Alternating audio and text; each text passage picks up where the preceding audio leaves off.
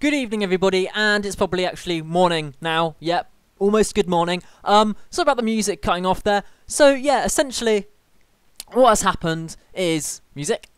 There we go. What has happened is essentially the stream for the Getting Over It stream VOD thing that fell apart, and I felt bad about deleting it. So what this is my penance for deleting that, and we're just going to be on a bus. We're going to be driving to Viva Las Vegas in Desert Bus, which it takes 8 hours, so I don't know if I will be streaming for the whole 8 hours, but this is essentially just going to be me driving a bus down an empty desert road with a bit of conversation between myself and the chat, and then reading a bit of news. That is essentially what Desert Bus VR will be, and yeah, we're just going to see if we can't make the best of it with the stream that we have.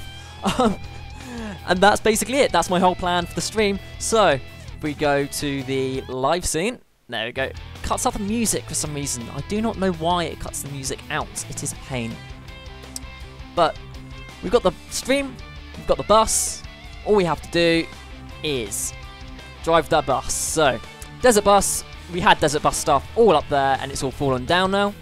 So, yep, we're in Tucson. We need to get to Las Vegas, so I'm going to tap my little name. Yeah, Loki Knight is fine. Loki Knight, and let's clock in. Dink. Clock in, please. No. Can I clock in, please? No. Ah, there we go. Clock in. It's been a while since I've played Desert Bus VR. I will say, this isn't in the VR version. Unfortunately, I do not own VR, and that can be turned off. Click. So, if you haven't seen Desert Bus VR before, we're in a bus in the desert. It's pretty self-explanatory.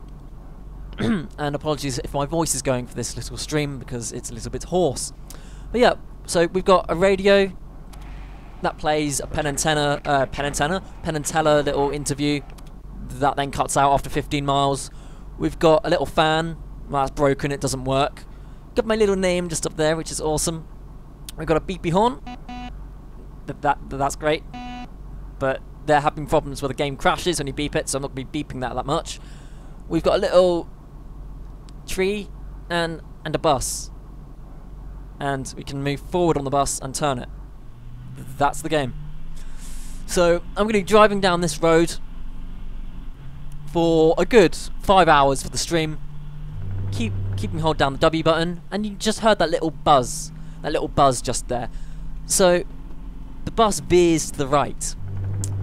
That little buzz is essentially a warning saying you need to stop that, otherwise you're going to go off the road and you're going to get towed, and you get towed back in real time. So if I'm driving along for an hour and then I run off the road, that's essentially I get towed back in real time in an hour. And that's Desert Bus. So yeah, if you can keep me sane in the chat, or just post a few bits here and there, it'd be much appreciated. I can bounce off the chat a lot easier because I'm just driving with the WASD keys. Other than that, I'm just going to be reading a bit of BBC News to keep me sane while I am driving this bus, and essentially just giving my opinions on the recent news. Really, that's what this stream is. So let's kick it off with a bit of science and entertainment, shall we? I guess it's a bit more of a podcast than anything. But yeah, so I've got BBC News fired up on my iPad. I mean, the Wi-Fi signal out here is horrendous, so it might be a little bit slow. But so science and entertainment news. In such news, we have intensive farming is apparently the least bad option, in quotations, for food and the environment. This is an article by Matt McGrath. So it's been reported that intensive, high-yielding agriculture may be the best way to meet growing demand for food while conserving biodiversity, say researchers. But their studies say the approach makes sense only if it is linked to more wilderness being spared the plough, so it's essentially just sort of like tilling the land and such. Intensive farming is said to create high levels of pollution and damage the environment more than organic farming. However, this report suggests that contrary to perceptions, this is not necessarily the case. organic groups might have rejected the report's findings. So, around the world, sales of organic produce have boomed over the past 20 years, it's been reported, as consumers have bought into the idea that the approach is good not just for their health, but for the health of the planet also. Which, like, just going off topic for a second, that's a bit subjective. Saying health of the planet is an extremely subjective viewpoint to take, because what categories are you using for planetary health? Are you using carbon dioxide levels? Are you using heavy metals in the atmosphere? What are you classifying as world health? Because I would personally go by levels of deforestation and like the cleanliness of air in terms of carbon dioxide, whereas others might say, well, it's up to sea levels and such, and the carbon sinks that we have available. So again, completely subjective, but that's just me going off on a bit of a tangent. However, this study takes issue with the view that the past 20 years of consumers have bought into that idea that it's not good for the health of the planet. So, researchers measured those environmental costs, including what they term externalities, such as greenhouse gas emissions, fertiliser and water use. Here we go. I like it in news reports when they don't leave it subjective, they actually give you sort of like the parameters that they're using to actually say, this is a thing, and we have this also. And just to prove that this isn't pre-recording, I'm just going to wiggle around a bit. Do a figure of 8, do an infinity thing, woo! So yeah, like, this is all live, like, this is live, I'm doing this, but I just figured I'd do that, woo! There we go. I get distracted very easily. Anyway, focus on the road. But yeah, so the researchers measured the environmental costs and applied that to both high yield and low yield farms. So not only did we have the high yield farms, which would be the most commercially productive, but we also had the low yield farms also. So yeah, working with scientists in 17 organisations from around the globe, they analysed information from hundreds of investigations into 4 large food areas: Asian paddy rice, European wheat, Latin American beef and European dairy. Now a lot of these, again going off topic slightly, this isn't in the report, but a lot of these are actually methane gas producers, especially Asian paddy rice, which is one of the highest contributors to greenhouse gas emissions, with beef farming being a close second, if memory is serving me correctly. So yeah, if we are serious about keeping most of the species with which we share the planet, we are going to have to make the best use of the farmland we've already got, rather than continue to expand, said lead author Professor Andrew Balmford from the University of Cambridge. And that means we are going to have to get smart about high-yield agriculture. High-yield agriculture and essentially going to increase its productivity is incredibly important when considering the future of the planet, because that's where we're going. We're going to have less space to do more things, so we need to be more productive in that space. That's only logical. So I don't know why that's being like a big newsworthy thing, but the authors say the world needs to reduce consumption of beef and other high-impact foodstuffs if we are to have a sustainable future, but they believe their study shows that producing these materials with less land may be the best way of making space for nature, and may also have fewer environmental costs than lower yielding systems. We are certainly not pro-conventional agriculture business as usual, said Professor Balmford. We're just pro looking at the numbers, and the numbers tell us that the most biodiversity can't survive on any sort of farm. Again, I completely agree that when you're farming animals, you're essentially giving preference to particular animals over others. That's what farming is. For example, if you're farming chicken and you've got free-range chickens, you're having a preference for biodiversity of the chickens over anything else. Hence, of course, biodiversity is going to decrease, especially in terms of floral biodiversity. So chickens need a very particular sort of like grassland to not graze, I suppose that's the wrong word, but essentially they will destroy a lot of the flowers just due to the nature of the wandering and the pecking. So you're going to lose a lot of biodiversity just on the floral side of things. But of course, it's not natural scrubland. It's not trees. I'm from Britain, and we've got a lot of sort of like woodland. Of course you're not going to have the same biodiversity as just woodland if you're farming things. It just doesn't make sense. You're not going to have a wide range of species because you're trying to maximise the production of one particular animal. I mean, it's only logical. When it comes to organic dairy farming in Europe, the researchers found that for the production of the same volume of milk, organic systems took up twice as much land and caused at least at least 1/3 more soil loss than conventional dairy farming. So, okay, let's repeat that actually, and caused at least 1/3 more soil loss than conventional dairy farming. So, that is showing a preference for organic farming over regular farming, but it's saying intensive farming is the least bad option, so that's counterintuitive to the article. Surely. Yeah. Okay, that's strange. It's, yeah. Yes, hello PR Wolf, I am indeed driving, and while reading some news at the moment we are reading, intensive farming is the least bad option for the food and the environment. So, yeah, I just found a bit of a counterintuitive statement where it stated organic systems took up twice as much land and caused at least 1/3 more soil loss than conventional dairy farming. So, oh no, so it's saying conventional dairy farming, reading proficiency, yes, it's saying that conventional dairy farming is more productive than organic systems because it's taking up 1/3 less soil loss. Less and more are complicated, they're weird. Fallow fields. Across all dairy systems, it's said that we find higher milk yield per unit of land, generally leading to greater biological and economic efficiency of production.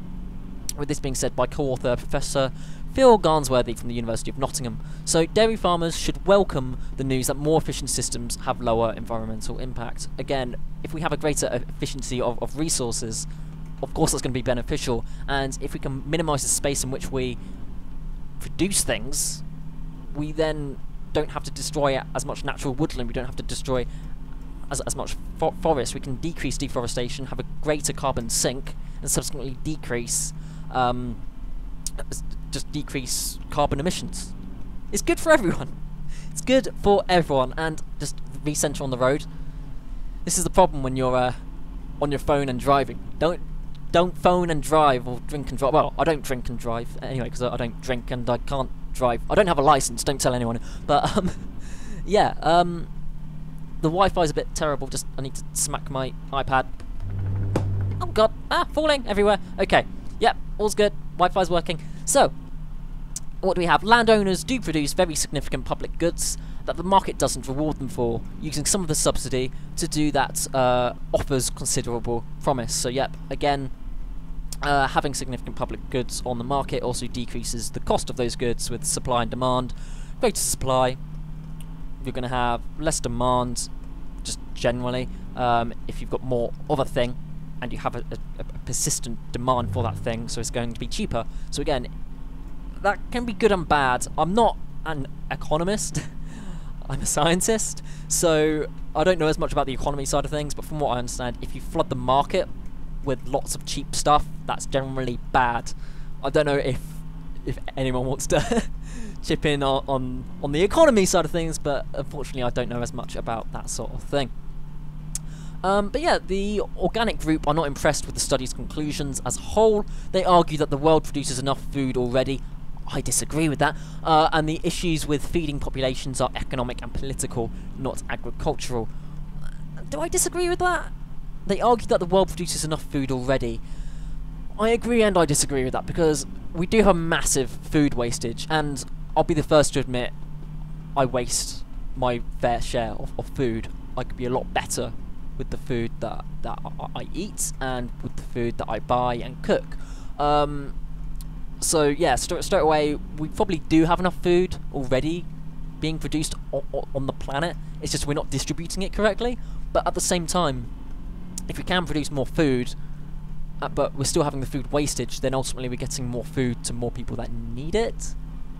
But I suppose that's a bit naive, because then just people that can afford the food will buy the food. So yeah, I can understand the pros and the cons for that, with it being economic and political or agricultural. but it's what, 12, and I'm going to struggle with politics at this time in the morning. When the environmental and other damages caused by high energy and chemical inputs in non-organic are factored in, yeah, that little buzzing tells me when I'm going off the road. So yeah, I need to keep pressing buttons to make sure I don't fall off the road. Where was I? I lost track because I was driving.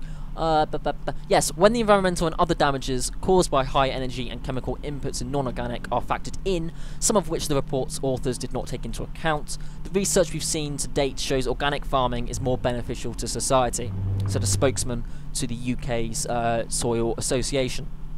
Organic methods show that it's possible to have long-term sustainable food production and environmental conservation, supporting 50% higher abundance of wildlife than non-organic and higher standards of animal welfare, while improving soil health and supporting soils to capture up to 450 kilograms more carbon per hectare. That's a consequence of having that greater biodiversity.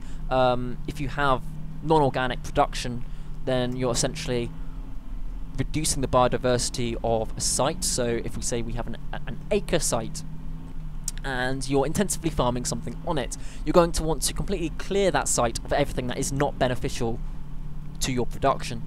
So say there's scrubland and you want chickens, you're going to remove all the scrubland to just get grassland and then plonk down like a couple of buildings to battery farm some chickens. Whereas if you're doing it organically, you're going to keep some of that scrubland for the biodiversity, because it also acts as a shelter for sort of like worms and other sort of like creepy crawlies and stuff such that like chickens like to nom, and that's good. So we have greater biodiversity, which means we have more species, which means we have just more of things, and more trees is more carbon sinks, which is less carbon emissions, which is good.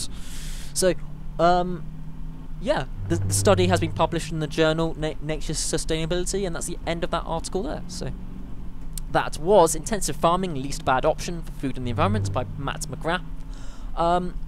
So I'm happy to go with whatever really news people want in the chat. So the options are home, which is just like BBC England, I guess, UK, world, business, politics, tech, health, family and education, entertainment and arts, or we can just do more science, really.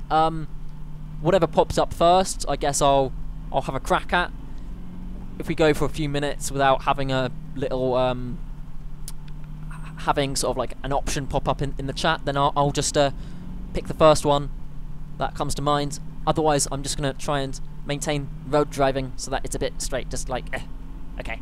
No one's on our bus, because yep, people can get on our bus. It is like an online multiplayer thing. Not that they can do much apart from throw paper at me, which is bad. But yeah, I'll give you a tour of the bus while we consider what news we want for our next little segment. So yeah, there's my name up there. I'm Loki Knight. Loki Knighton wouldn't fit on the bus operator's certificate, unfortunately. I've got a very long surname. I've got a fan that's in the desert and it's broken, so that's not good.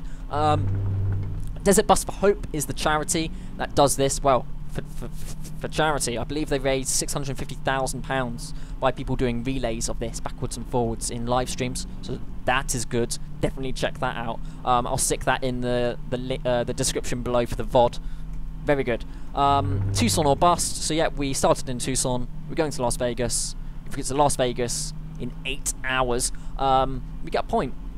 And then we can do the whole trip again to get another point. That's the game. Craft Along is another thing for Desert Bus for Hope. People make things, and then people who essentially do the Desert Bus for Hope can win those things. So yeah, that's the thing. I've got a little retirement fund, which means I can quit the game. I can beep the horn, although there's no one in the way, so I don't know why I would want to beep the horn. And then I can open my door, but I'm not going to stop to let anyone in. So that's the tour, I guess. You've got that stuff back there, although there's no bed or anything people to sleep on. You've just got these sucky chairs, unfortunately. But yeah, I guess that's oh, and then I've got a radio, which has an interview from Penn and Teller, who were the original creators of the the classic Desert Bus, let's say, which is sort of like a little game which wasn't produced, but it got a cult hit when it was leaked because it was an incredibly insane, stupid game designed to basically show, yeah, a game without violence or any sort of goal is going to be heckin' boring. Of course it is. I mean, nobody wants to do a bus simulator for 8 hours unless you're doing it for a reason, and people had to find that reason, which is essentially why Desert Bus for Hope came about. And I mean, I'm just doing it because I've screwed up a stream, so it's sort of like penance for screwing up the stream. Because yes, I suppose Desert Bus is the self-flagellation version of gaming. So yeah, I figured I would chill out with you nice people to try and keep me sane and read a little bit of news in the meantime. Yeah, we haven't got any suggestions for what news will do, so I guess we will go into the world of tech. Tech. Got to tech up. Got to construct more pylons. And we've got... wiggle, wiggle, wiggle. Wiggle, wiggle. Wiggle, wiggle, wiggle. Apple unveils iPhone XS and new watch. Apple. More Apple stuff. Trump and dead Scientologist in Amazon mess. Okay, you can't not click on that, right? What's going on here? Fear book. Amazon glitch mixes in L. Ron Hubbard novel reviews. Okay, this should be interesting. I don't know why it's under tech, but sure. Amazon placed reviews for a novel by the founder of Scientology onto the page for a new book on Donald Trump, according to tech news site Gizmodo. I found Fear to be the biggest piece of garbage I have ever read, one reviewer of L. Ron Hubbard's Fear had written in 2000. This and other reviews of the novel were briefly linked to Fear, Trump in the White House by Bob Woodward. Woodward. That is an awesome surname. Woodward, but I'm going to say Woodward. Woodward. The BBC had contacted Amazon for comment. L. Ron Hubbard published Fear, a horror thriller, in 1940. It follows James Lowry, a university professor who believes he is being hunted by supernatural beings or demons. As Goodread notes, Lowry is pursued by a dark, secret evil that is turning his whole world against him while it whispers a warning from the shadows. We're in Crazy Town. I like that little subheading. We're in Crazy Town. We're all mad here. Woodward's expose on the Trump White House is currently a bestseller, having sold 750,000 copies on its first day. It contains a number of quotes from White House staff criticising Mr. Trump's handling of the presidency. Words. I can pronounce words as well as Trump can lead, so I can't pronounce very well. We're in Crazy Town. I don't even know what any of us are here. This is the worst job I've ever had, Chief of Staff John Kelly is reported to have said. The reviews mix-up appears to have now been fixed. How is that technology news? It's just like, oh yeah, like we had a glitch in the system. Sure. I mean, the bit about L. Ron Hubbard publishing Fear is a bit interesting, because yeah, Scientology just being like basically a massive science fiction following is just the weirdest thing I've ever seen. It's just like, yes, it's a religion, apparently. Not a cult, not at all, no. Yeah, no, it's not. I should probably stop talking about that. I don't want to get murdered. But yeah, let's check out what else we've got in tech, because that was quite a short little story in tech, if I'm honest. It's just a lot of these stories, like YouTube nursery rhyme channel sold by UK couple. Like, what? How is that tech? I guess it's tech news. Oh, cryptocurrency. People find this interesting. Ugh, damn it. Tech Tent has cryptocurrency peaked by Rory Kellen Jones. He's a technology correspondent. If you believe cryptocurrencies are the future, this has not been a good week. The value of Ethereum? What the hell is Ethereum? Bitcoin's main rival, and the future of crypto, not so long ago, has lurched ever lower and is now 80% below its peak. Meanwhile, US regulators have acted against companies involved in cryptocurrencies and initial coin offerings, which are called ICOs apparently, which are schemes to create new coins. I don't get cryptocurrency like at all. I don't even pretend to understand it. This will be quite enlightening. Meanwhile, US regulators have acted against companies involved in cryptocurrencies and initial coin offerings, schemes to create new coins. But hope springs eternal, and in recent days both the London Art Gallery and the Scottish Hotel have contacted them about plans to allow their customers to pay with cryptocurrencies, like Dogecoin and Lootcoin. I think Devolver Digital did in the last E3, which was weird. Even they don't know how much it's worth. Yeah, they invited David Gerard, author of Attack of the 50-Foot Blockchain, a very sceptical take on the crypto landscape, to debate with Christopher Shake, the director of that London gallery, the House of Fine Art. The gallery's press release had boasted that it was about to run the very first art exhibition only available through cryptocurrency. By the time Mr. Shake arrived in our studio, that had changed slightly. Customers would be encouraged to pay the 500 works in the October exhibition in Bitcoin or a range of other digital currencies, but if they wanted to use good old-fashioned dollars or pounds, such payment would be accepted. Our main goal is to support and promote our artists, he says, but as a cryptocurrency enthusiast, he explains that there is also a problem he wants to solve. People sitting on big cryptocurrency assets aren't able to spend them. If a lot of merchants do jump on and accept cryptocurrencies, that will add confidence to the markets, he explains. But David Gerard says things are moving in the opposite direction. Fewer merchants are accepting cryptocurrencies because they are so volatile, and the promise of smooth, cost-free transactions has proved illusory. Yeah, I don't think I've seen anywhere which actually takes cryptocurrency. I mean, we certainly don't take it. We don't even have like a little chip and pin card. We only take cash. Maybe not even that. I don't even have a cash machine. I think people have to pre-buy their tickets to get on this bus. I mean, I've got a ton of tickets as littering, so probably. But yeah, I don't have like a ticket dispenser or anything. I can just do that. Get on the bus, jump on, and that's pretty much it. Like, no cryptocurrency here. Nuh-uh. I mean, we're online, but no cryptocurrency here. Nuh-uh. He says many left during the 2017 Bitcoin bubble. Look on the road. There we go. You couldn't trust it for volatility. You couldn't trust it because transactions were slow and often didn't go through at all. It really destroyed the use case for the general merchant acceptance of cryptos. He sums up his view of the whole crypto market in it not really being very interesting or shiny anymore. Yeah, I think cryptocurrency is more of like a 2009 thing. I think 2009 wants its currency back, because who actively buys cryptocurrency now? I mean, it is less stable than stocks, and not as talked about. I mean, you've only really got a very die-hard fan base for it. So, but I guess that's all you really need. Like, if you have a cult following for anything, it's going to live, it's going to survive. It's sticking around because it has value. It's sticking around because it is great technology, and that's why institutions are getting into it. But for all his reservations, David Gerard does not expect Bitcoin in particular to disappear in a hurry. Bitcoin has spent its entire existence lurching from crisis to crisis, any of which would have killed a sane financial instrument, he says. But Bitcoin is more of a strong cultist advocate. Exactly the word I was using, a cult. Bitcoin has a small, dedicated fan base that just carries it through.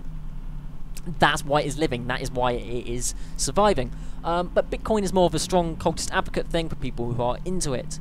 His forecast is that cryptocurrency will slowly become more regulated and normalised. A rather different vision from that of the early Bitcoin advocates, who saw it smashing the system and making central banks and governments irrelevant.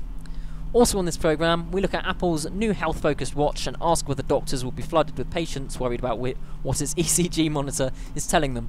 That's not the best thing to do, chucking an ECG monitor on an Apple Watch. People will be going, "Oh, I've got a weird P signal. What's going on here?" It's like, just go to a doctor. Don't. Yeah, like typing anything into the internet or looking at anything. It's like, oh, yeah, you're gonna die in 3 days. Like, oh, thanks internet. Thanks a lot. You can't trust the internet when it comes to anything health-wise. Not at all. And then there's some Article 13 stuff as well. Copyright law is good for artists, or will it lead to censored internet? So yeah, again, that's just another little tech bit. Would people like some business stuff? Do we want to get political at midnight? Do we want to jump into some health stuff? Go into some entertainment and arts? I don't know. BBC News. You choose. Hey, it's like, I'm just driving along. I'm happy just to talk to the chat if you want to just ask me any questions about the channel or whatever. Yeah, it's going to be a very disjointed, chill stream. I mean, if you're expecting something to happen in this game, it's not going to happen. I mean, at the 4-mile mark, we get like a little bug splatter on the windscreen, so I guess that's something to look forward to. But apart from that, it's featureless road. I mean, we can play a game of I Spy if you really want. Like, there's not much to spy, and this is on medium settings as well to make sure that I'm actually able to stream it. So my draw distance is a lot shorter than than it should be, because my PC can run things on extreme. But yeah, like, just look up douchebag just in the like dictionary, and you'll find my face like talks about how good his PC is. No, my PC isn't bad. It's not the best PC in the world, but it can run things at the higher graphics settings. But when I'm streaming, for some reason, running at those higher settings, the CPU goes mad. Like, this is on medium settings for everything, and while I'm streaming, it's hitting 35 CPU. And it just stutters when I try to do it any higher, so... So, yeah, it's annoying. Really annoying. But, yeah, it is frustrating. But, yeah, if you want to ask any questions, go straight for it. Otherwise, we'll drive along for a minute. I'll catch my breath from reading a bit of news.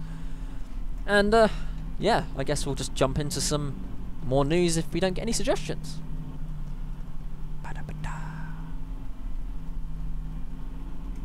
And I'll chuck on some music, but I don't have a radio. I mean, I've got this. But unsure how to what's deal this? with this situation, the minister sent the soldiers a large amount of food. I don't know what this is. Temporary accommodation and ammunition. Is this actually news? St. George Pearce also wanted to document I don't know if this is news. this incident. We'll leave it on for a bit. And sent out Have something a bit different on in the background. cinematographers in order to God, this guy. document the support the government was giving to the people. They thought it would be an outstanding PR exercise. This guy talks slower than I do. No. Okay, like, I'll read some more news. Heck it. We'll go into some health news. Why not? Okay, so let's see what we've got. Let's read about vaping. Let's read about everybody's favourite topic. Vapors rise to more than 3 million. Sure. Let's get on the vaping. Oh, God, the vaping bus. Alright, vapors rise to more than 3 million in Britain. Again, this is all news from the 14th of the 9th, 2018. It just having gone midnight, so it being the 15th for those that are watching the VOD of this. So, apparently the number of vapors in Great Britain has topped 3 million for the first time, 4 times the number in 2012, according to a survey by Action on Smoking and Health. Most use e-cigarettes because they have quit smoking, and 40% are smokers who are trying to give up. Yeah, so most use e-cigarettes because they have quit smoking, and 40% are smokers who are trying to give up. So that's not actually giving us numbers for people that actually just take up vaping as a hobby, because I know quite a few people that haven't smoked, like, ever, and they just vape for the sake of vaping, so we don't have those numbers. The estimations are based on a survey of 12,000 British adults. But a worrying belief that vaping is as bad as smoking still exists, a King College London analysis found. Earlier this year, Public Health England saw e-cigarettes should be made available on prescription because of how successful they were in helping people give up smoking. And a report by MPs in August said rules around e-cigarettes should be relaxed and their use on public transport debated. ASH, the public health charity, said the survey suggested smokers were getting the message that switching to vaping could improve their health. It estimates a 10% rise in e-cigarette users between 2017 and 2018, up from 2.9 to 3.2 million. But there still are some smokers, about a third, who have never tried one. So, one question I want to ask straight away is, if we have this concern for vaping, why don't we go back to the use of the nicotine patches?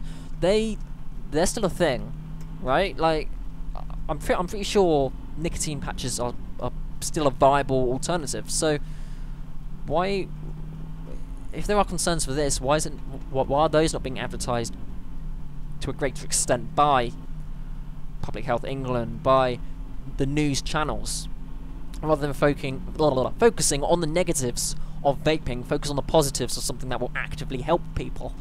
But hey, I don't run the media, so I just report on the media in terrible bus driving simulators and take opinions. Sure, like, does anybody in the chat vape, smoke, or have any strong opinions about vaping or smoking? Because I'd find that quite interesting. But let's get back to the little news at hand. So, who uses e-cigarettes? So we've got a little graph. I'll have to describe the graph. So this is going to be a bit of my bit of a skill in terms of my reading comprehension. So percentage of users by smoking status. We've got about 2% going up to 5% from 2014 to 2018, never having smoked. Then we've got ex-smokers are at 33-ish% up to about 54%. So they're ex-smokers who are using e-cigarettes, and then smokers that are using e-cigarettes is actually down from 65 to 45. So it's sort of tabloid from more smokers using e-cigarettes and less ex-smokers, more ex-smokers using e-cigarettes and less smokers. So I suppose it's showing that less smokers are supplementing their nicotine with the e-cigarettes, while ex-smokers are actively moving towards e-cigarettes to actually try and get the health benefits of not smoking anymore. That's quite interesting. Let's actually read the results of the study. So, although increasing numbers of smokers now believe vaping is less harmful than smoking, 22% still think it's as bad or as worse. Or as worse, or worse, words. And among the general public, 1 in 4 adults believe it to be as harmful as tobacco. And among the general public, that's the same sentence. I'm probably getting very sleepy, just slowly. No! That's a squeaky wheel. Keep going forwards. Okay. Don't fall asleep at the wheel, all is fine. But yeah, from the survey, 17% correctly believed vaping to be a lot less harmful than smoking. But 23% said they didn't know which was more harmful, which compared with 13% and 29% respectively. So that would be 13% correctly believe vaping to be less harmful, and 29% still don't know which is more harmful. That's not very well explained. It's not very well structurally placed in this article. Deborah Arnott, Chief Executive of ASH, said UK policy is on the right track, with thousands of smokers making the switch to vaping and improving their health, and little signs of non-smokers taking up vaping. But even more smokers could benefit if e-cigarettes were licensed as medicines and available on prescription.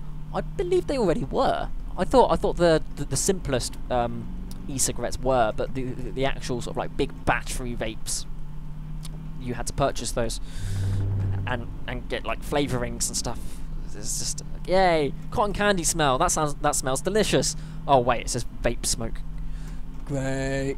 I wanted something delicious and now I've just got disappointment. But yeah, but even more smokers could benefit if e-cigarettes were licensed as medicines.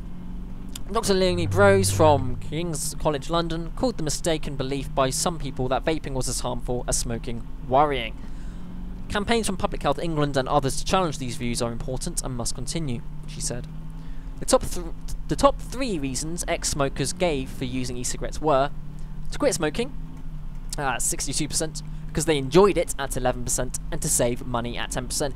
When it's cheaper to smoke a vape than it is to just smoke, surely you just want to just save and just quit smoking. Surely that's the best way to save money. Just don't smoke. I think it's about £9 average now for a pack of 20. Not even a pack of 20 cigarettes. Packs of cigarettes are now packs of 19 due to sort of like slight cutbacks in essentially the number of cigarettes you get in a pack. So prices have gone up, the number of cigarettes have gone down. It's mad. Like about a decade ago, cigarettes would have cost £3.50, £4, and they've almost doubled in price over those 10 years. It's crazy. I mean, we have also had sort of like a lot more laws being passed regarding smoking, with smoking not being like allowed indoors, smoking not being allowed in public areas. But then you're still going to have people that smoke in their own cars and such, although even that's being outlawed in some countries. So I think it'll get to the point where smokers it will just die out. It just won't be a thing anymore. Yeah, it just won't exist. And I have just been buzzed by Bruno, not in a bad way. I'm an innocent batto. Like, I just got a Twitter notification. I'm innocent, I promise. No, I give Luke, my partner, all the snuggles, so I'm good. I'm a good boy. Okay, so checking your phone. This is a bad idea. What's going on?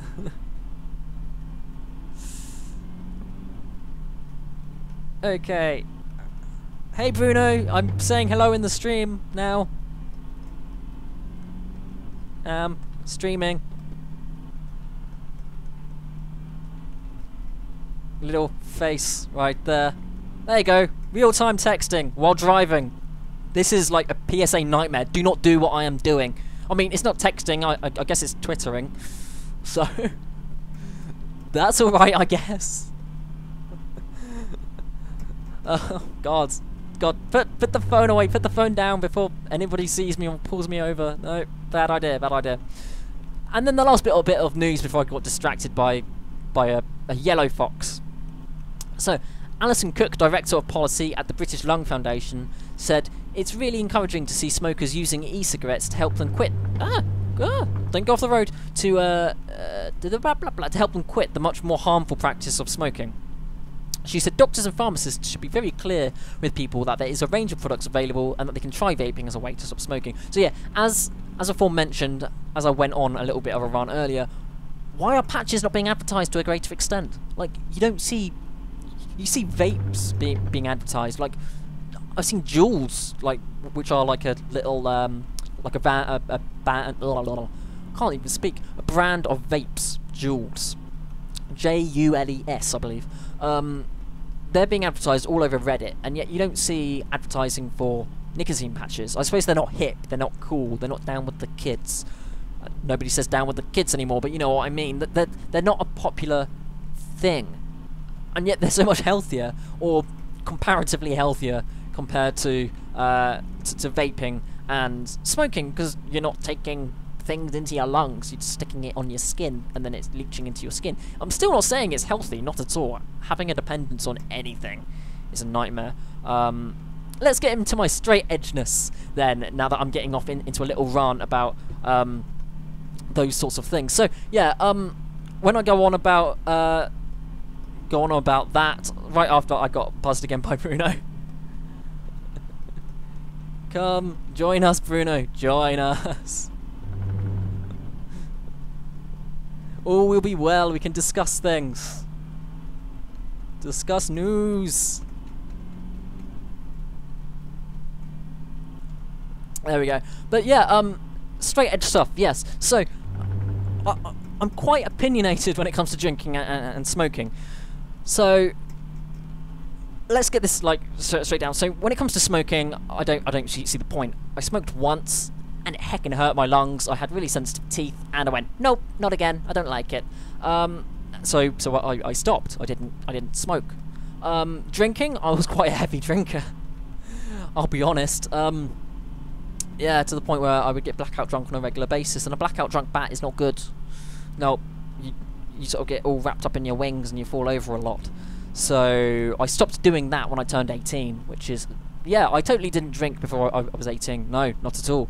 But yeah, essentially, I stopped drinking when I turned 18, and I just went to uni, and there was freshers and all that, and that was like, yeah, this is all right. And people were like, oh, you don't drink? I'm like, yeah, and they were cool with it. Like, it's becoming more normalised in the student populace to not drink, which is a good thing. I'm definitely not arguing against it. And I've got a lot of friends that are not drinking as heavily. A, because you can't really afford it as a student, and B, you just can't. Like, when you're trying to attend lectures on a regular basis, having pounding headaches is just an absolute nightmare. You don't want that at all. So when it comes to that sort of thing, you just want to avoid it. You just want to avoid the alcohol. Again, I'm certainly not complaining about the straight edge lifestyle, because I mean it's part of what like Luke found interesting. He's like, oh, you don't drink? I'm like, yes, I don't drink. And he was like, that's awesome. I'm like, oh yeah. Yeah, sweet, I found a foxo that doesn't like drinking and likes me for not drinking, so it's like, definitely. Hello Foxo Luke. Snuggles, all so good. Oh, I love Luke so much. And now I'm getting all starry-eyed and gushy about Luke because he's amazing and he's the best. Haha, I win. But yeah, honestly, off on a slight tangent, because I get quite sappy about that sort of thing. I get quite love-struck. But yeah, essentially me not drinking, good, and not smoking, good as well, because it's bloody expensive. It's a very expensive habit to have. So yeah, definitely don't want to be drinking or smoking, so definitely take that. Cool, what else do we have? So we're 44 minutes in to however long this is. I'm probably just gonna keep going until my hand cramps. So is that... No, okay. With sad keys are the only way to do it. So I've officially switched to my right hand because my left hand has gone numb from holding down the W key to bloody keep this bus going forward. And we'll click over to some more news. So again, I'll leave it a few minutes for people in the chat to choose like a topic that they want me to go over to. Other than that, I'm just gonna do some exercises with my heckin' hand because it's actually seized up a little bit. Oh, pain. The pain is horrible. Oh, clicks and ow. Like I said, I can talk about the little the Steam key account that I set up today as well for the channel. So there's like a little account you can set up online, which is like, I can't remember exactly what it's called now, but it's essentially just having sort of like an availability to have Steam keys. So you can request keys from people that are doing early access titles, and essentially if you get sent them, you can then do reviews on them. So hopefully in the future we'll be able to do some more of that sort of thing. We'll be able to do more sort of like new games and games that aren't even released yet, which will be exciting. I love reviewing new stuff because it's like, a lot of the stuff I do play on a regular basis is stuff that I have played already, because yes, games cost money, yo, and I'm a cheap, not a cheap batto. I do spend a lot of money on games. I'm a poor batto that is still a student, so you know I can't really afford to keep spending money on games. So it's about finding new, fresh things to do. I suppose part of the reason the permadeath was born out of that was it was born out of necessity. I mean, at the same time, it was born out of my absolute adoration for hard games, because I own a lot of very difficult games, so that's about 80% of it. But I suppose 15% of it was necessity, and then the 5% of it was just sheer madness and tomfoolery on my part, because yes, I'm a mad batto that absolutely loves difficult gaming. Hence this little challenge, I guess, because I'm just driving down a road, killing my hands at 1:45 in the morning. So, yep. That's what you do. That's what you gotta do when you're an insane bat like I am. I'm just gonna keep texting news. News. News. News. Not noose. No, that's bad. News.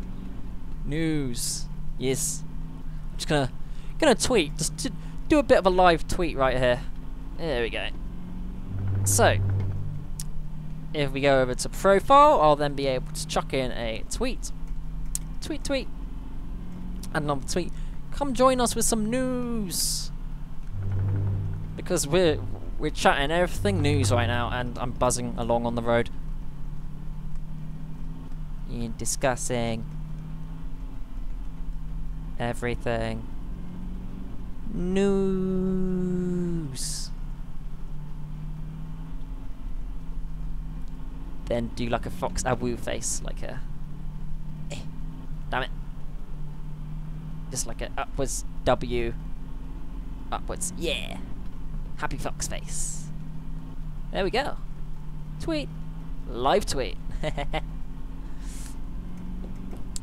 we go. And I'm buzzing on the road again. So we don't have any recommendations for what sort of news we want to cover. So, I mean, I could be very British and just cover the weather. I don't know. Let's go over to what's happening in the US and see how the storm is doing. I mean, we don't want the storm to be doing good. We want the storm to be, like, being bad. We don't want the storm sort of, like, having a good time. We want the people to be safe. So, let's see how things are coming out. So, Hurricane Florence, deadly brute of a storm, ravages Carolinas. So, let's get a little bit more serious at the moment. So, at least 3 people have died. Bloody hell! As Hurricane Florence mauls the US East Coast, knocking out power to 600,000 homes and causing buildings to crumble. Dozens of people were rescued from a collapsing hotel as a huge storm surge toppled trees and swamped streets. As of Friday afternoon, Florence has been downgraded to a tropical storm. I suppose that's good. That's being downgraded, at least. 3 deaths have been officially confirmed. Officials had earlier linked 4 deaths to the storm. North Carolina Governor Roy Cooper said at a news conference on Friday evening that several more deaths are under investigation. Medical examiners at the local and state level will determine whether deaths are storm-related. Evacuation warnings are in place for 1.7 million people. Heck. Florence is packing sustained winds of 70 miles per hour according to the National Weather Service. The storm's 3rd fatality claimed a person who was killed while plugging in a generator in Lenoir County, according to the governor's office. A woman in Pender County, North Carolina, who had a medical condition called for emergency assistance, but ambulance workers could not reach her in time because fallen trees blocked their route. It is unclear if officials are attributing her death to the storm. Florence made landfall at Wrightsville Beach, North Carolina, on Friday morning as a Category 1 storm. North Carolina Governor Roy Cooper told a news conference that whole communities could be wiped away by the 400-mile-wide hurricane. It's an uninvited brute who doesn't want to leave, he said. The state's Transportation Secretary, James Trogdon, said it may see flooding that normally only occurs once every 1,000 years. Sorry, I'm getting a bit emotional. I'm losing track of the what's going on the road. Parts of North Carolina have seen storm surges as high as 10 feet, which is like 3 meters high. That's about 2 times my height. So, if you imagine a door as being about 2 meters, it's like 1.5 doors, I guess. Which that's crazy. Thousands of miles away, a powerful storm has reached the Philippines. More than 5 million people are in the path of Super Typhoon. I'm going to pronounce this wrong. Mangkhut, officials say. By early afternoon on Friday, Florence's winds had weakened to 75 miles per hour, and it was expected to gradually weaken further over the weekend. But US officials say it remains extremely dangerous because of potential catastrophic flooding. The North Carolina governor said the hurricane was likely to continue its violent grind across the state for days as it crawls along at just 5 miles per hour. Forecasters say the storm surge was likely to continue its violent grind across the state for days. I've just read that. Again, getting distracted and sad. Yeah, they say the storm surge, together with up to 3.5 feet of rain over the next few days, could spawn a slow-motion disaster. By Friday morning, the North Carolina coastal town of Atlantic Beach had already received 30 inches of rain, the US Geological Service said. And, yeah, that's the news on that side of things. Because it came in to North and South Carolina at 8 on Friday, with this being GMT. It's then going to sweep across South Carolina and go upwards and to the right towards New York, and then upwards towards the east of Canada. So that's the path of the hurricane there, which is very unfortunate. But it was stated that a more powerful storm has reached the Philippines, so let's actually give that some attention. So, Typhoon Mangkhut, Philippines hit by strongest storm. This is an article not stated. That's not very good. When you write an article, you generally want to put your name on the article. It's just good referencing. The world's strongest storm this year, Super Typhoon Mangkhut, is blasting the northern coast of the Philippines with strong winds and heavy rain. Reports say it broke windows and downed power lines on the island of Luzon before dawn. More than 4 million people are directly in the path of this storm, which has winds of 200 kilometers an hour, which are 125 miles per hour for us across the pond, and gusts reaching up to 330 kilometers per hour. Thousands have been evacuated amid warnings of 6-meter storm surges, so that's 3 times the height of a door. That's crazy. That's deadly. Officials have warned of that there may be very heavy damage to vulnerable structures. They have raised alert levels to be the second highest signal for in Cagayan, North Isabela, Apayao and Abra provinces. Excuse me. The deadliest storm on record is the Philippine Super Typhoon Haiya in 2013, which also sparked Category 4 alerts. It killed more than 7,000 people and affected millions. That's insane. You have these extremely high death tolls, and yet just in the general media, if you don't go digging for it, you don't even hear about this. Okay. But what's the latest? We've got the latest news just here. The typhoon made landfall at Bagao in the northeast of the country at about 1:40 local time on Saturday, which is about 5:40 GMT. It would have been yesterday. Yesterday was Friday, so I'm losing track of the time already. The storm, known locally as Ompong, is travelling northwest at about 35 kilometers per hour, which again is about 20 miles per hour for us across the pond. In terms of strength, Typhoon Mangkhut is the strongest tropical cyclone of the year, with this being stated by the World Meteorological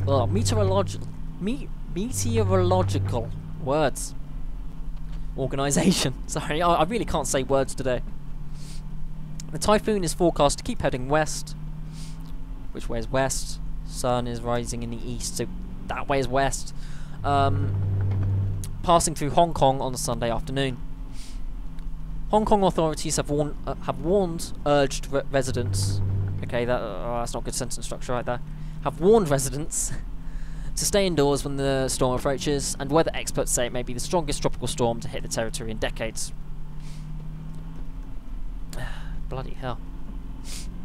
Hong Kong authorities have urged residents... That's not very good sentence structure. They need to get their sentence structure down. To stay indoors when the storm approaches, and the typhoon is expected to weaken into a tropical depression by Tuesday. But how prepared are people? Warnings have been issued in dozens of provinces, and sea and air travel have been restricted. That only makes sense, like especially sea travel. The authorities have also warned that heavy rains could trigger landslides and flash floods. We are really frightened, Delayla Pazion, who had fled her home, told AFP news agency. They say it was so strong we were too scared to remain. During previous monsoon rains, half of our house was destroyed, so I wanted to take my grandchildren to safety, she told journalists. The Philippines is routinely hit during the typhoon season. And yeah, the typhoon hit the Philippines, which, just for reference, Loki, which you can see in the top left there, is a giant golden crowned flying fox. His homeland is the Philippines, so no, I don't like that. My homeland is the Philippines. No, don't like that at all. So yeah, it hit the north of the Philippines, and then it's just going across China, through Hong Kong. Crazy.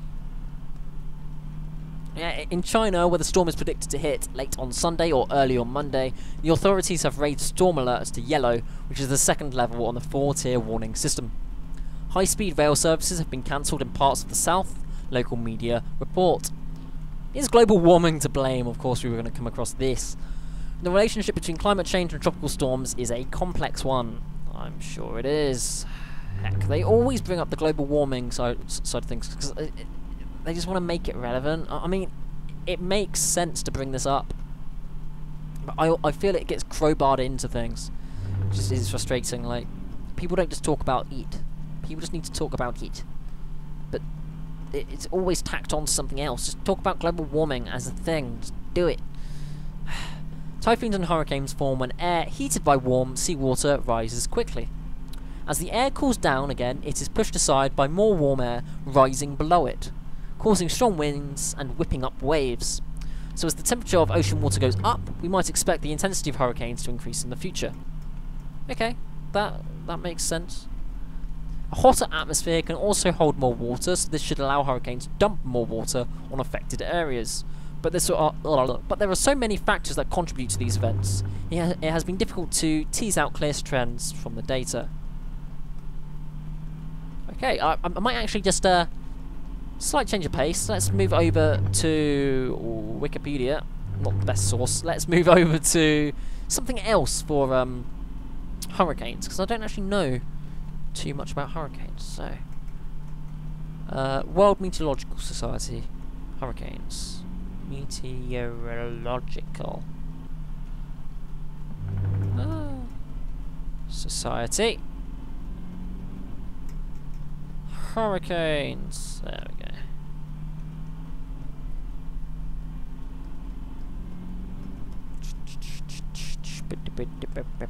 Here we go.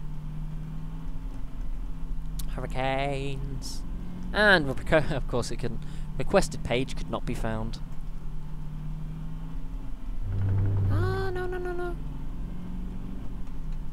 Okay, so yeah, I'll keep looking around for that, but we'll go back to the news for a second.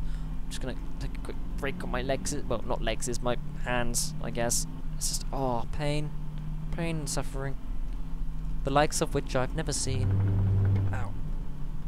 Ow. Ow. Just keep wiggling, keep it on the straight and narrow. Oh, I've got a reply from a yellow fox. Not my orange fox with pink eyes, that's my Lukey, he's amazing. Okay, so Bruno. Oh, okay, fair enough. No, he's just saying I can't really see it. News. There we go. News is good. We're learning here. We're getting informed. Alright, so that was the Hurricane Mancoot, which again, not too good. Heck, getting depressed. And stimulant arts, quickly, save me, please. Okay, so let's have a look. Big Brother is officially ending. Yes! I heckin' hate that show. I hate that show so much. It's just needless. It's absolutely needless.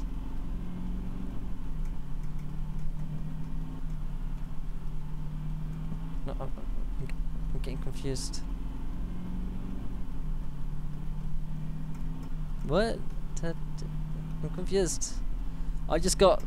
Can anyone decode this? I got YFY TELEUO 666 in a message, and I have no idea what it means. No idea at all. That's just confusing. Okay. Ooh, this is a good one. So, Eminem didn't feel right about homophobic lyrics. Let's crack into this. Eminem didn't feel right with homophobic lyrics about Tyler, the creator. Eminem says he was uncomfortable with homophobic lyrics. You already stated that in Kamikaze, which was his new album that he released just out of the blue. He faced criticism for his language on album track Fall while speaking about Tyler, the creator. Eminem says he felt like this might be too far in a new interview to promote the record on his own YouTube channel. In my quest to hurt him, I realised that I was hurting a lot of other people by saying it, says Eminem. Too right, again, you're normalising it, and normalisation of slurs is bad. You just there's no other way to say it. Like, you don't even really need to say it, but sometimes you do, because people are silly. Yeah. It was one of the things that I kept going back to and going, I don't feel right with this. Many others didn't feel right with it either. L. Hunt, a writer for NME, says it's good that Eminem has apologised, but doubts the validity of his explanation. If he really thought that was going too far, then he probably shouldn't have released it in the first place. Yeah, that would have made more sense. Like, if you're not feeling comfortable with something, why the heck would you release it? And L. Hunt, the writer for NME, is apparently is a 26-year-old gay woman, according to this report, and has had the same word used against her as abuse in the street. When you see people like Tyler, the creator, using that word, it's a totally different thing, because it's about reclaiming the word, she says. That's their prerogative to do. If they want to describe themselves in that way, they can, because they've got control over it. It's not being used as an insult against them. Exactly, like, if somebody calls me gay, like, I'm fine with it. Like, but if it's used as a slur, then I'm gonna have a problem with it. I mean, again, I identify as homoromantic demisexual, but that's a whole kettle of fish I don't really want to get into. You can check out the grey asexuals and... No, well, asexuality and grey asexuality are valid, and here's why, the one-shot opinion that I did on that, because I go into that in more depth. Again, it's a whole thing I don't really want to get into, because I'll ramble on for hours. I can ramble on about hours, or 4 hours, regarding sexuality, so I won't get into that, but we'll keep reading. Yeah, she also accuses the rapper of being selective with which offensive words he is comfortable using in his lyrics. If you look at Eminem's historic use of the M-word, yeah, or rather lack of use, he knows not to do that as a white rapper, she says. So why he's decided it's okay to say the homophobic F-word is beyond me. That is a word you do not play with. That is the equivalent for individuals in the LGBT society, I would say. Maybe even not as bad as the N-word, because you just don't say it. You don't say it at all. Regardless, just don't ever, never, just no. Eminem is credited with writing the track along with 4 others, including Justin Vernon of Bon Iver, who has since distanced himself from the song. Justin wrote and sung part of the track, but says he wasn't in the studio with Eminem, and asked for the song's message to be changed when he heard the finished song. Eminem has been criticised for his use of homophobic lyrics throughout his 20-year career in the mainstream. His early albums are littered with gay slurs. They are indeed. You have a lot of gay slurs in Eminem's work. The rapper has previously defended his offensive language, saying that he believes the F-word is the same as calling someone a punk. South Park touched on this. Again, it depends on the context it's used in and around the individuals, especially the particular individuals. If you're using it as a reference to someone, then it's totally dependent on the sexuality of that person. So you need to be careful, or just not use it at all. Just don't use an inflammatory word. It's that simple. Words have power, and people that say otherwise are silly. I mean, that's not really a hot take. It's just it is what it is. So, but he also formed a friendship with Elton John, apparently, who said in 2017 that Eminem was not homophobic and claimed he was writing about the way things are, not how he thinks. Yeah, I don't have an insight into Eminem's mind, to be honest, so I wouldn't be able to just state either way on that. Really? Yeah. It's unfortunate. Cool. Let's check out one more news article, and then we might have to leave it there because I'm aware it's 1:05 in the morning, and we have had no we've had no frame drops. We've had a very nice smooth drive along this road just here, and I may have to pull over for a little sleep because it's getting quite late. I mean, the sun doesn't really set all that too well. I'm even slurring my words and not able to use words properly. I'm getting very sleepy. Don't fall asleep. Don't fall asleep right now. No. We can go a little bit more. We can go a little bit more. We'll go until the marker hits at least 1:15. So I've got enough time for one more news story. Let's check out UK. Let's have some local news. Not Brexit news. That would be appreciated. Thank you. No Brexit news. Okay, that's gonna be difficult. That's gonna be difficult. That's gonna be very difficult, actually. There's a lot of Brexit news, as you would expect. Oh, we've got the papers. That's good. Or bad, because most of them are tabloids. Okay, let's go into home. And we can have a look at England. England. England. Thank you, England. Positive news, please. Positive news, please. Just a little bit of like, how difficult is it to find some positive news? Here we go. TARDIS and City for Doctor's debut. Let's end it on a high note. A science fiction high note.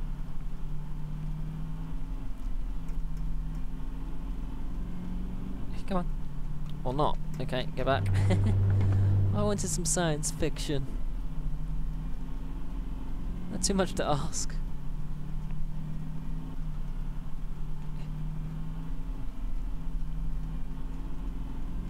Just a little bit of science fiction, please. Go to the left.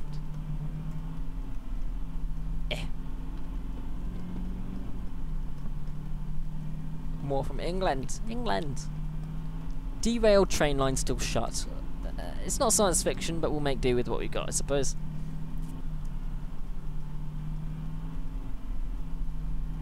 So, in a little bit of local news for England. Oh, here we go. This is why you don't trust the internet. It's terrible. Heck. Things all over the place. Alright, alright. We can't go for some of the local news, unfortunately, so we'll go for something in health. Let's get some positive something out of health, please. Please? I just want some positive news. Oh. None of this is positive news. Oh, hey PR, you're back again. Yeah, it's going well. How are you reading the news and driving? In terms of like, I know it's unsafe. I'm reading the news on my iPad. I know it's bad.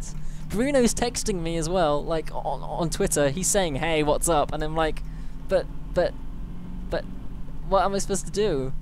I've got no Wi-Fi. Like, my Wi-Fi is terrible out here, so I'm only just reading the news, and like, there's nothing on the. Using your head, you know, they're for. The radio's horrible. Active while you're. And like, the air conditioning's broken, and all I can do is open this door and beep. That's it. That's all I can do. So, yeah, I can't even find some positive news. Like, all the news is horrible. Cancer is rising around the world. It's horrible. Phone while driving. I'm not on my phone. I'm on my iPad. There's a difference. There's a difference, all right. And I'm not drinking and driving, so that's fine. But yeah, like, we actually got some sad news. Cancer's rising around the world. Like, I'm actually, like, I said I would stop going at 1:15, but heck, we'll keep going. We'll keep going until I fall asleep at the wheel. Let's just do that. So yeah, cancer's rising around the world, which is just horrible, absolutely horrendous. There will be 18.1 million new cases of cancer, and 9.6 million people will die with the disease this year worldwide, a report predicts. Oh, and PR's got a bit of news as well. Good news is global GDP is rising, and access to food, water, and education is improving worldwide. Awesome. If you can find more positive news, it would be very good, because at the moment, all I've got is depressing BBC news. Cancer's rising around the world. We're doing cancer research stuff, but apparently that's not even helping. It's just really, like, for those that are watching the VOD, yeah, Luke and I do Cancer Research UK fundraising to try and do what we can, but when you see stuff like this, cancer's rising around the world, it's demoralising, but it just shows you that you need to keep pushing forward, you need to keep doing these things, because otherwise you just, it gets worse, it gets worse. Overall, the report estimates nearly half of all cases and most cancer deaths in the world this year will occur in Asia, partly because of the large numbers of people living in the continent, and partly because some cancers with higher death rates are more common in the region. And PR is saying he does charity fundraising. Also, what charity do you do fundraising for, PR? Because I didn't actually know that you did fundraising. Diagnosis rising is not the same as the issue itself rising. Yeah, like, I'm aware that is the case, that pre-existing cancers that aren't being detected it's thing, and yeah, as PR says, the more diagnosed, the better. But that's a double-edged sword, because the more diagnosed, that is better. But at the same time, we're not able to do something about the more severe cases of cancer. So people are living essentially with great despair. I don't know what's worse. I don't know if I'd want to be told that I have cancer and then basically fear for my life, knowing that I can't do anything about it, or if I would want blissful ignorance. I don't know. I really don't. I don't like thinking about that, to be honest. Cancer is a horrible, shitty disease. I hate it. I hate it so bloody much. Angry Vat is not good at driving. I need to... But yeah, as SPR says, the more diagnosed generally the better, because we can do things about it. We can prolong people's lives, but prolonging life isn't necessarily the best thing. What you want to do is improve the quality of life. Because... yeah. PR, the more people we know... the more people who we know have it, the more research and study and trial in the future, which will lead to more cures. Definitely the case, yes. Knowing more about the prevalence of cancers will subsequently result in greater awareness, which will result in greater fundraising, which will help to produce cures and treatments, and just try and make people comfortable that do have the cancers which they can't currently have treated, which is the case for a lot of people. Like the family member that I lost, they couldn't really do much for them, which is bad. Yeah. PR charity is currently the National Autistic Society. Awesome. What fundraising events do you do as such? And have you done anything with your channel as well? Charity fundraising is my full-time job. Oh, of course. Like we did the that was one of the cut bits, wasn't it, from the Curiosity Killed the Bat. I forget what I've got in the Curiosity and what I haven't. So apologies. My memory is like a sieve. It holds things, and then things flow out on occasion. But it holds most things. I'm a bit forgetful on occasion. We have so much going in on a regular basis. We got bombarded with information just through Twitter, through Reddit, through Facebook, through the news. We get so much information thrown at us that we can't absorb it all, which is a shame. I love learning. I love learning new things, and I soak these things up. But this is why I like learning about people, because it's like, oh, I'm learning new things. So PR has said that he's worked for Scope, the RNIB, and NAS. Would you be able to say what some of those acronyms are? Because unfortunately, I don't know what those acronyms are. PR, sorry. Scope sounds familiar, and I can only think of like RSPB when I'm reading RNIB, because I was doing a bit of stuff for RSPB before I moved back to the Greater London area. And NAS, I've never heard of that one before, unfortunately. Going off the road. Oh, okay, Royal National Institute of the Blind. Okay. Sweet. Yes, okay, sorry. I was like, wait, yeah, where's the T? I'm like, wait, they don't put these or A's in the acronyms. And NAS is the National Autistic Society. Sweet, and Scope is just a name. Okay, awesome. Yeah, like Luke and I have just done stuff for Cancer Research UK. PR again, it's for people with all different kinds of disability. Also written by typing. Yeah, if you're seeing the live chat, yeah, it's fine. I'm gonna guess it's on PC, or you still don't have a keyboard or something. Because fun little fact, PR didn't have a keyboard when we were recording the Curiosity video. So he was using the little keyboard on his computer. He didn't have a physical one to tap on with his big fluffy paws. unfortunately. So I'm gonna guess this is on a phone.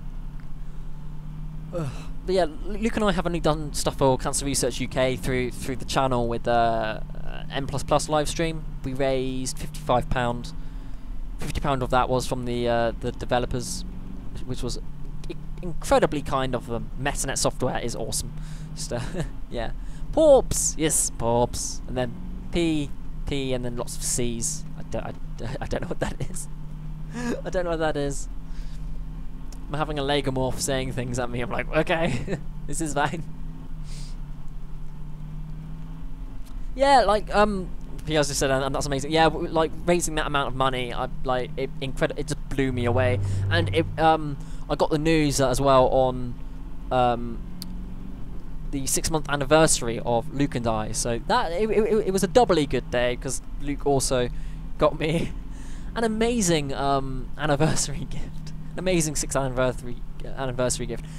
So this is how awesome Luke is and why he's the best. He named a star after me. Luke named a star after me, essentially saying, I won't say what the star is called because it's my persona name. Because yes, I actually have a different name from Loki Knighton. Try getting a job as a bat with the name Loki Knighton, which is analogous to the trickster god. You don't try and get a name like a job with that name. It's not what you do. So yeah, I've got a different name, like a persona name, and essentially Luke named a star after me, saying persona name is the best. I'm like, damn it, how am I supposed to compete with that? Like, I can't compete with that. What do I do for like future anniversary presents? 6-month anniversary, Luke names a star after me, and then I find out £50 gets donated from the developers of a game I love and have broadcast for Cancer Research UK. So it's like triply good. It's awesome. PR Wolf, that's adorable. It was adorable, and Luke is the adorablest and the best, no matter what he says. We frequently debate that, and it basically just devolves into me saying he's the best and then him saying I'm the best, so it doesn't really go anywhere. We're at a bit of a standoff when it comes to that, which is quite good. And then I just give him hugs, which is great, because Luke's the snuggliest. And he's not here to argue with me, so haha, I win. PR, raising money for charity is just the best. Indeed it is. Absolutely love doing it. And Desert Bus for Hope, I want to do that at some point, because that's a charity fundraising thing. In fact, I will bring up on my iPad while driving the Desert Bus for Hope stuff. So if you give me a minute, Desert Bus for Hope. Desert Bus for Hope. Also, PR, is the stream stuttering or anything? Because I think I'm losing a few frames here and there. I'm losing them in between the seat cushions and such. So any feedback on stream health is appreciated. And Desert Bus for Help. Okay, Desert Bus for Hope.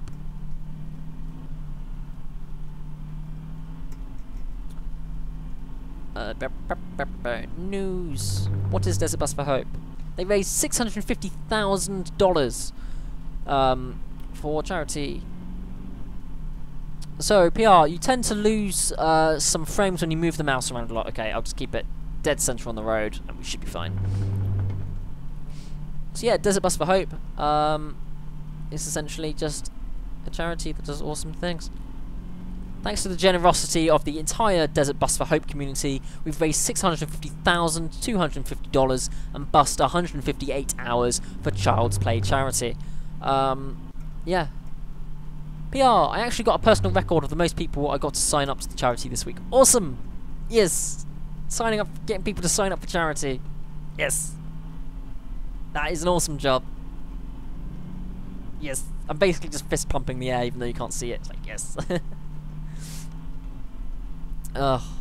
What is the Child's Play charity? Let's have some good news in our lives. Okay, Child's Play. Play games, feel better. Your contributions directly impact the lives of children in hospitals and shelters. Therapeutic video game guide. Game recommendations for staff and parents based on factors such as pain and mood. Child's Play seeks to improve the lives of children in paediatric hospitals and other child welfare facilities throughout the kindness and generosity of the video game community and the power of play. We've raised $44,470,179 since 2003. That is incredibly insane. What? And they've got platinum sponsors like Mario Marathons, Humble Bundles, Desert Bus for Hope, Wizards of the Coast. Oh, that's awesome. Oh, there's even a little... There's a corporate sponsor called Geeky Games, which is pretty sweet. And PR's just said, I got 7 people in one day to sign up to donate £10 a month to NAS. Again, that's awesome. £70 a month. Able to do so much with that within charity. It's just, yeah. The generosity of people always astounds me. It really does. It just does. You just get like you get renewed faith in humanity when you see that sort of thing. Damn.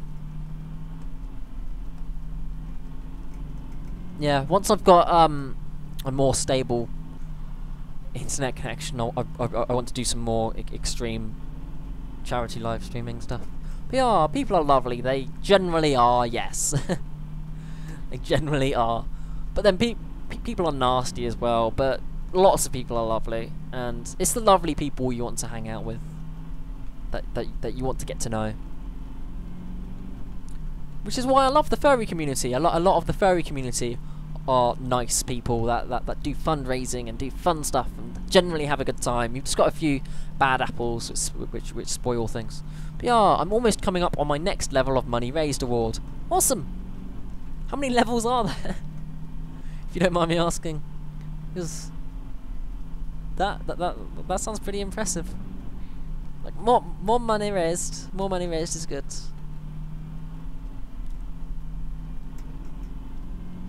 And then, yeah, I'm just reading a bit more up about Child's Play. It's just like, you can send games or consoles. You can.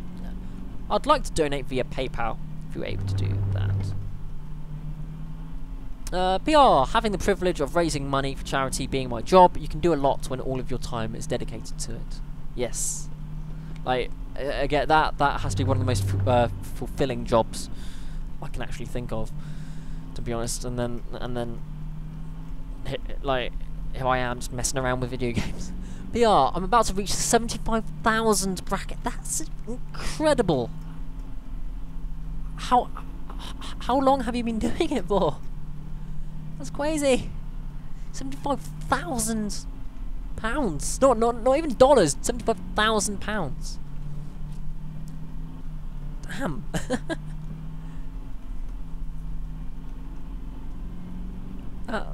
That's so much. People can do so much with that.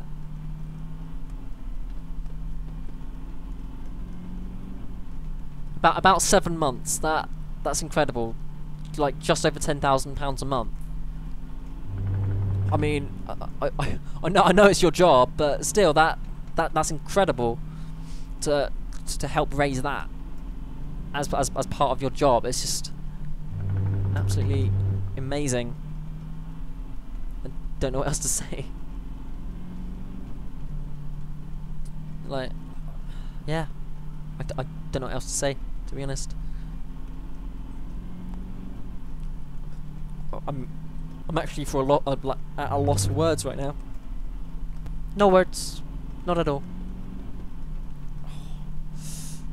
Owie, hand seizing up. An hour in, hour and a half in. Don't buzz. Oh, can't move it. Squidges. Oh. Stretch and click and stretch. But yeah, like we'll have to we'll have to sort something out for like doing charity stuff at some point. See if a few other people are interested, and have a crack at it, because I think that would be incredibly fun to do.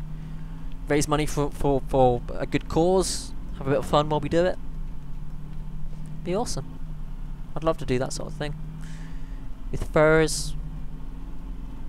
Fundraising in the furry fandom is always fun. Like, I believe it was £22,000 raised at Confuzzled last, for 2018. For the Vale Society, I think. Like, it was like an animal shelter, Vale Animal Shelter, which for a small charity, £22,000. That completely revolutionises what they can do. Absolutely, just massively increases the scope of the number of animals they can actively help. So PR, yeah, Confuzzled always raises so much. It's crazy how much it raises, and it keeps going up. I mean, I think 2011 and 12 it dipped down slightly, but other than that, it's been an upwards trend, just continual upwards trend, and I love it. I love it. It's awesome. I mean, nowhere else will you find a community that will dig that deep into its pockets while throwing one of the biggest parties, because it is basically like Confuzzled is just a big party, because you've got so many people, and it's an experience. For those that haven't been to a convention, go if you have that opportunity, because I hadn't been to any meets or anything before going to that. That was the very first like furry event I went to, and damn, that was a bit of a culture shock. It really was. Like, to jump in and it's like, okay, this is fine, there's lots of people around me and I don't know anyone at all. Tell a lie, I did go with 2 people that I knew, but I floated around a lot, because there was a VR arcade. I'm like, heck yes, I need to go into this VR arcade right now. So I did, and then I bought a ton of merch from the dealer's den. My wallet was crying, much like it does when there's a Steam sale, so that was good and bad. I mean, raised more money for charity, so you know, you can't complain at all. Yeah, it was a good time. Good time for all.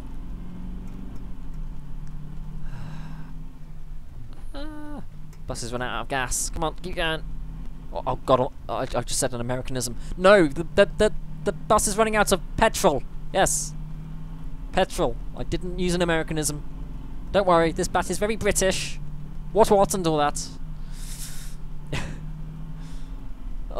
This is what sleep deprivation does, isn't it? How do people do this for an hour and not even an hour and a half? How do people do this for 8 hours?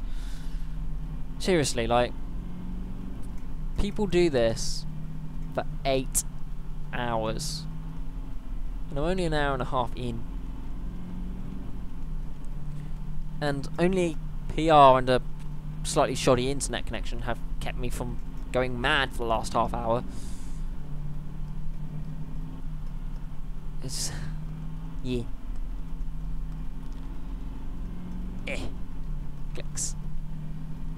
So yeah, PR, I'm guessing you're staying up to talk to your partner, because I can't imagine what like a long distance like time difference is like, having to stay up late to talk to your partner for. 'Cause yeah, I've never done long distance like that long distance.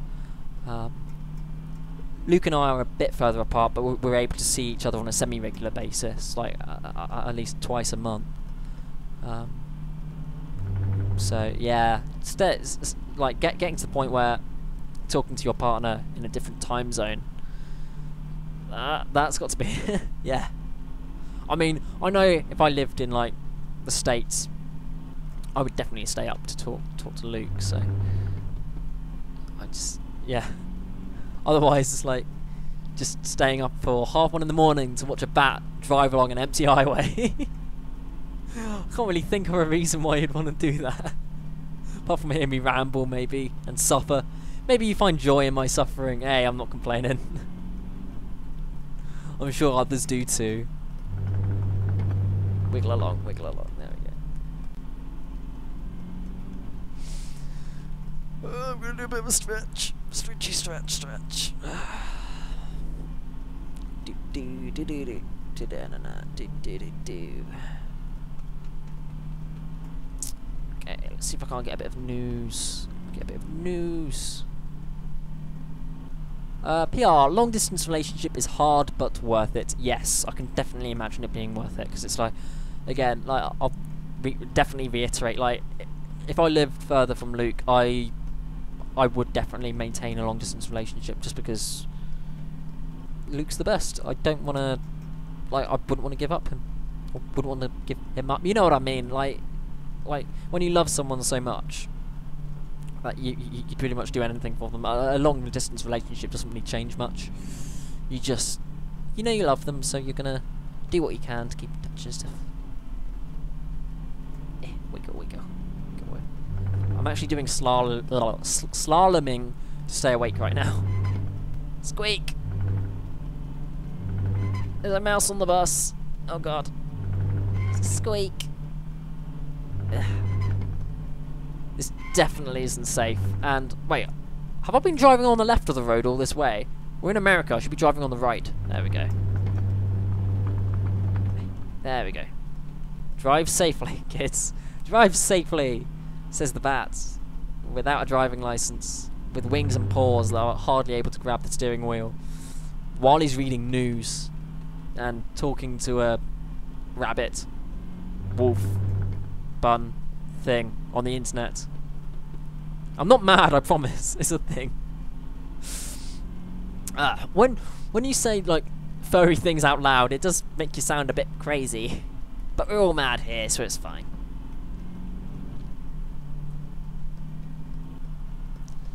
Let's put it on the radio again. Let's see what, like, if it's actually going. To make friends at school when he had facial hair at age 8, pecs at age 8. See, I don't actually know if this is a radio station or not. Parents by age 9. People found him intimidating, but I told him that he should be thankful for the fact that he looks different. Anyone who wouldn't be friends with you based on appearance wouldn't be a very good friend anyway. But he really does like to hang out with all of you.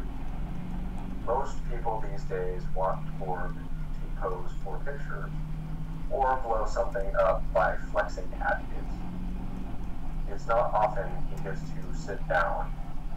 Boop.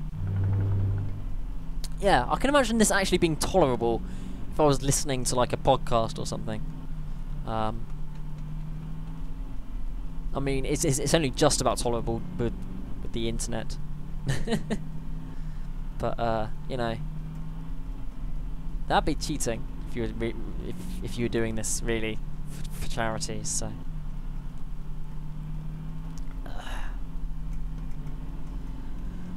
I think I'll call it a night at the 1:45 point.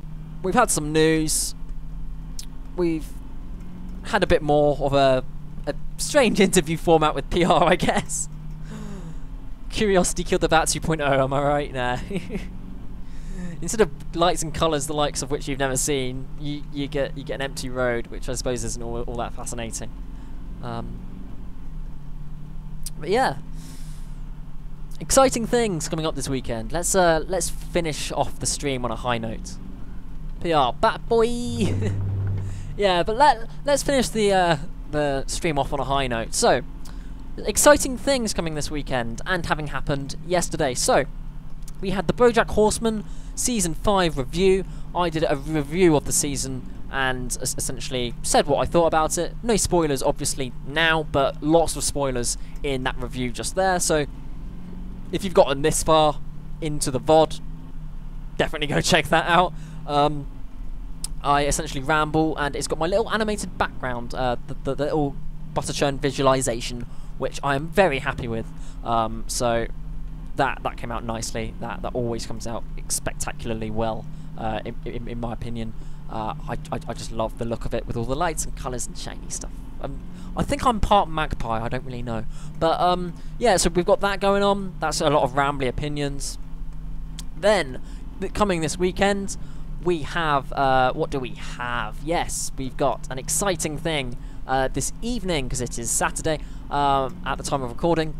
We've got an exciting thing coming up at 6, but no spoilers there. There's a clue or two dotted in amongst this VOD, but again, no spoilers. The time will come when we do release that later tonight, but definitely keep an eye out for that.